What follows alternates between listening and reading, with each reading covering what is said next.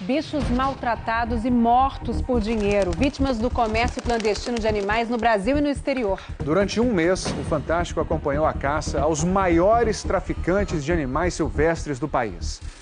Estes aqui são dois deles. Gente que há muito tempo pratica esse crime impunemente. Uma caixa suspeita acaba de chegar aos Correios do Rio de Janeiro.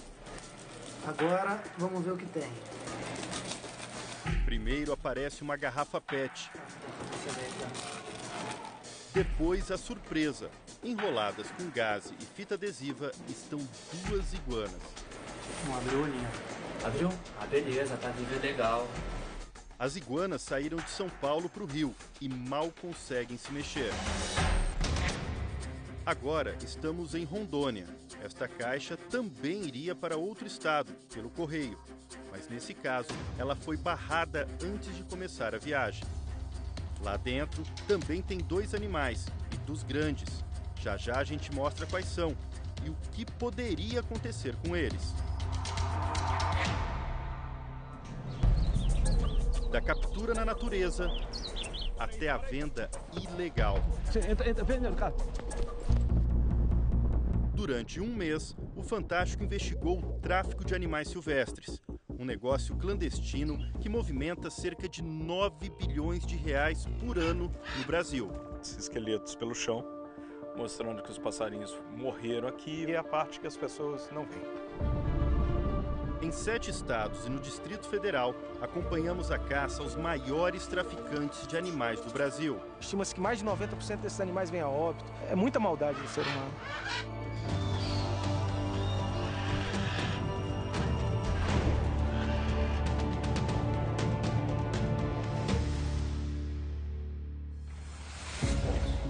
Agentes do IBAMA e da Polícia Rodoviária Federal têm uma missão: descobrir se 2 dos maiores traficantes deixaram de cometer crimes. Eles já foram detidos diversas vezes, principalmente por traficar pássaros, alguns ameaçados de extinção.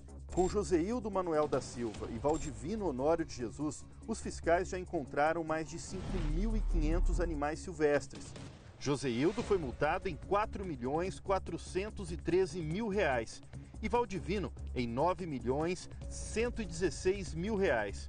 Mas eles nunca pagaram um centavo desses valores. A caçada começa com Joseildo, que mora em Bezerros, Pernambuco.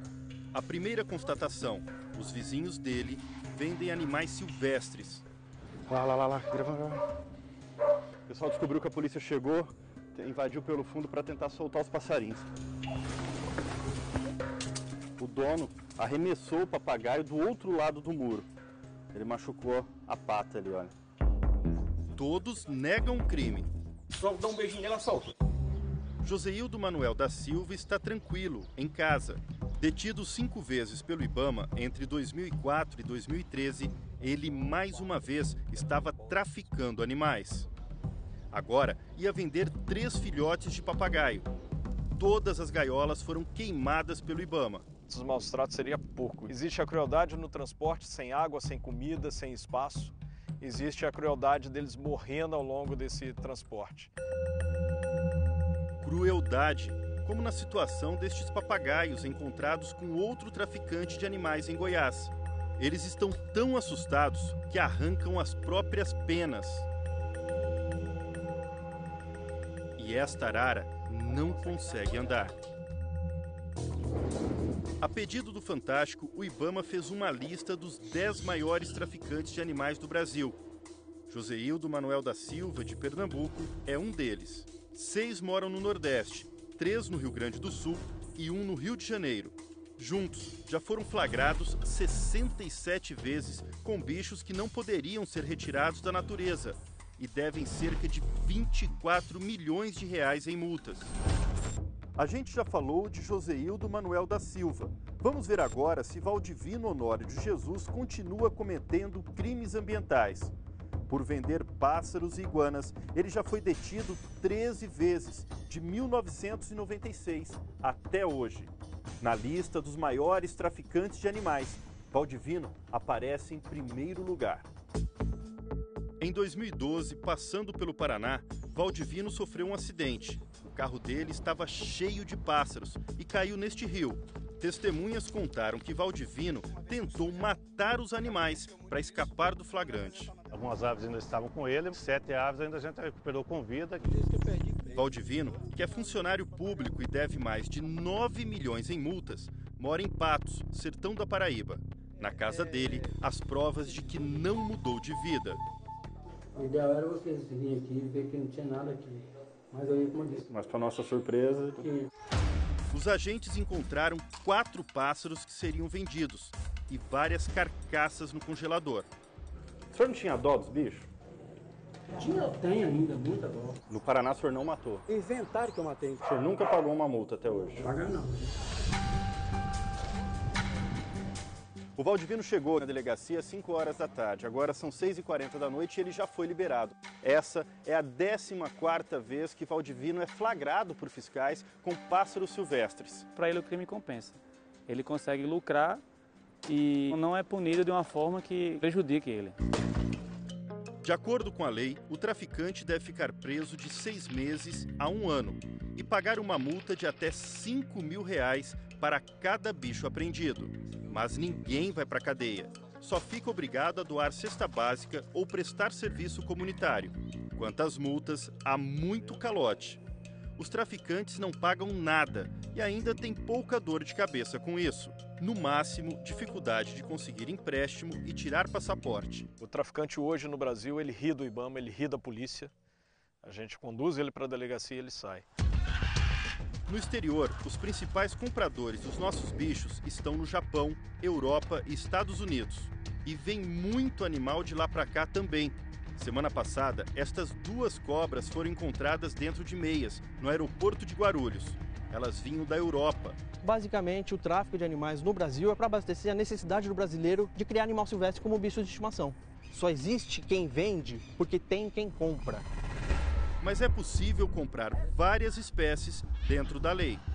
Há criadouros autorizados, onde os animais se reproduzem e são cadastrados no IBAMA. Logo que nascem, recebem anilha ou microchip com a identificação, como se fosse o RG do bicho. E aí podem ser vendidos normalmente. Mas os criminosos dão um jeito de burlar a regra. Olha o que aconteceu neste criadouro no Distrito Federal. A anilha foi cortada, colocada na pata do passarinho para falar que ele veio de cativeiro, mas na verdade ele veio do tráfico de animais silvestres. No Rio de Janeiro, este criadouro de animais é legalizado. Só que o IBAMA também encontrou irregularidades. Quase 40% dos animais não tinham anilha ou microchip. O IBAMA suspeita que podem ter vindo do tráfico.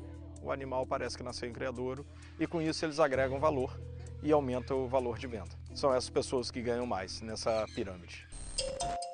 E sabe aquela caixa de metal que a gente mostrou no começo da reportagem e que ia ser despachada de Rondônia? O que tinha lá dentro? 2 jiboias que iam de Rondônia para São Paulo. Um é bem jovem, inclusive, possivelmente desse ano ainda, e o outro aproximadamente 2 anos. Quem mandaria um bicho desses pelo correio? Para não ser descoberto, o remetente passou dados falsos. Mas fomos com o IBAMA bater no endereço do destinatário das cobras. As jiboias viriam para a casa de um pai de santo, em Cachoeira Paulista, interior de São Paulo.